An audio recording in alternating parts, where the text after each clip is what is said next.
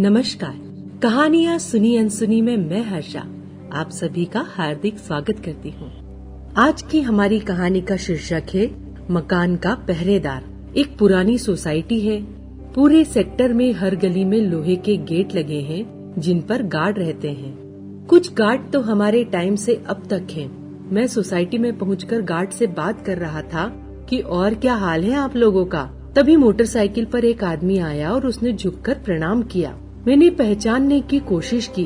बहुत पहचाना लग रहा था पर नाम याद नहीं आ रहा था। उसी ने कहा, पहचाने नहीं, हम बाबू हैं बाबू। उधर वाली आंटी जी के घर काम करते थे ना। मैंने पहचान लिया। अरे ये तो बाबू है, पिछली गली में 1287 वाली आंटी जी का नौकर। एक ही बेटा था आंटी का। अंकल पहले ही गुजर चुके थे। बेटा स्नातक के बाद ही ऑस्ट्रेलिया चला गया था और अब उसका व्यवसाय, विवाह, घर सब ऑस्ट्रेलिया में ही है। अरे बाबू, तुम तो बहुत तंदुरुस्त हो गए हो। आंटी कैसी हैं? बाबू हंसा। आंटी तो गई। कहाँ गई?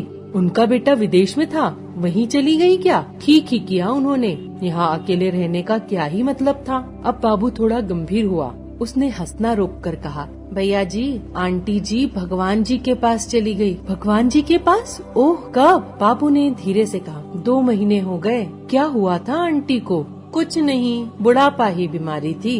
उनका बेटा भी बहुत दिनों से नहीं आया था। उसे याद करती थी पर अपना घर छोड़कर वहाँ नहीं गई। कहती थी कि यहाँ से चली जाऊंगी तो कोई मकान पर कब्जा कर लेगा। बहुत मेहनत से यह मकान बना है। हाँ, वो तो पता ही है, तुमने खूब सेवा की। अब तो वो चली गई, अब तुम क्या करोगे? अब बाबू फिर हंसा। मैं क्या करूँगा भैया, पहले अकेला था, अब बिहार से फैमिली को ले आया हूँ। दोनों बच्चे और पत्नी अब यहीं रहते हैं। यही मतलब उसी मकान में? जी। आंटी के जाने के बाद उनके बेटे आए थे। 1 हफ्ता रुककर चले गए। मुझसे कह गए हैं कि घर देखते रहना। 4 बेडरूम का इतना बड़ा घर है, मैं अकेला कैसे देखता? भैया ने कहा कि तुम यहीं रहकर घर की देखभाल करते रहो। वे वहाँ से पैसे भी भेजते हैं। और सबसे बड़ी बात ये है कि मेरे बच्चों को यही मॉन्टफोर्ट स्कूल में एडमिशन भी मिल गया है। अब आराम से हूँ, कुछ काम बाहर भी कर लेता हूँ। भैया सारा सामान छोड़ गए हैं। कह रहे थे कि दूर देश ले जाने में कोई फायदा नहीं। मैं हैरान था। बाबू पहले साइकिल से चलता था। आंटी थी तो उनकी देखभाल करता था। पर अब जब आंटी चली गई तो वो 4 बेडरूम के मकान में आराम से रह रहा है। आंटी अपने बेटे के पास नहीं गई कि कहीं कोई मकान पर कब्जा न कर ले। बेटा मकान नौकर को दे गया, ये सोचकर कि वो रहेगा तो मकान बचा रहेगा। मुझे पता है मकान बहुत मेहनत से बनते हैं, पर ऐसी मेहनत किस काम की जिसके आप सिर्फ पहरेदार बनकर रह जाएं। मकान के लिए आंटी बेटे के पास नहीं गई, मकान के लिए बेटा माँ को पास नहीं बुला पाया।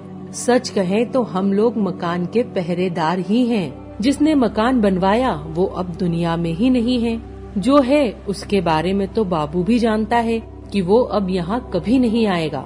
मैंने बाबू से पूछा कि तुमने भैया को बता दिया कि तुम्हारी फैमिली भी यहाँ आ गई है? तो वो बोला, इसमें बताने वाली क्या बात है, वो अब कौन सा यहाँ आने वाले हैं और मैं अकेला यहाँ क्या करता। जब आएंगे तो देखेंगे। जब माँ थी तब तो आए नहीं, उनके बाद क्या आना।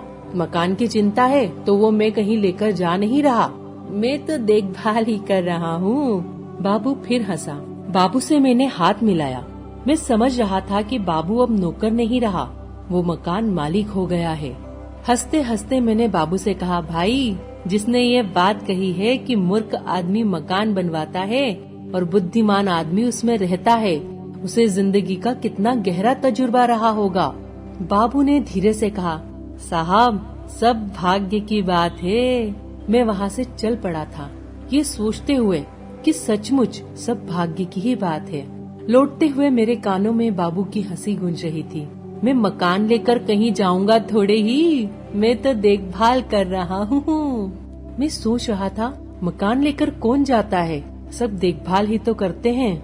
जो लोग पूरा जीवन मकान बनवाने में निकाल देते हैं, उनके जीवन का एकमात्र लक्ष्य उनका खुद का मकान देखना ही होता है। तो ये थी हमारी आज की कहानी। निश्चित ही आपको हमारी आज की कहानी पसंद आई होगी। इसी तरह की और भी प्रेरणादायक कहानियाँ सुनने के लिए हमारी चैनल को लाइक, शेयर और सब्सक्राइब करना तो बिल्कुल भी ना भूलें। तो मिलते हैं अगली कहानी में। तब तक के लिए मैं हर्षा आपसे विदा लेती हूँ।